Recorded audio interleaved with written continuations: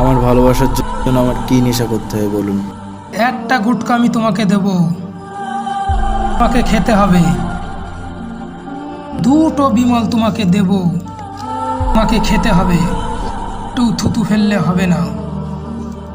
মদ খেতে হবে, গেঁজা খেতে হবে, বিড়ি খেতে হবে।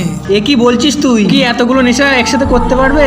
পারতেই হবে, শুধু মাগিবাজি করলেই হয় না। এ সব নেশা করতে পারবো।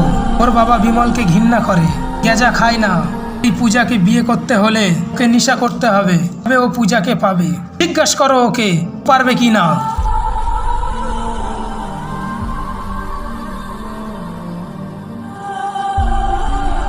পারবো, আমি সব নেশা করব।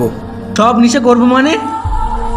এটা ঠান্ডা ঘরে বসে মাগিবাজি করা নয়, গেজা বিড়ি মদ বিমল গুটকা খেতে হবে। মাগিবাজি করতে পেরেছি যেখানে, এইগুলো সব খেতে পারবো।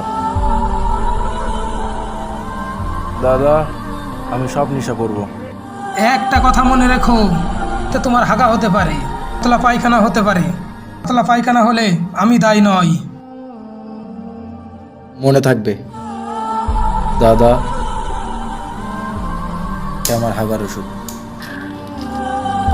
আপনি রেখে দিন, যেদিন আমার হাগা না হবে আমাকে দেবেন হাগা হওয়ার জন্য।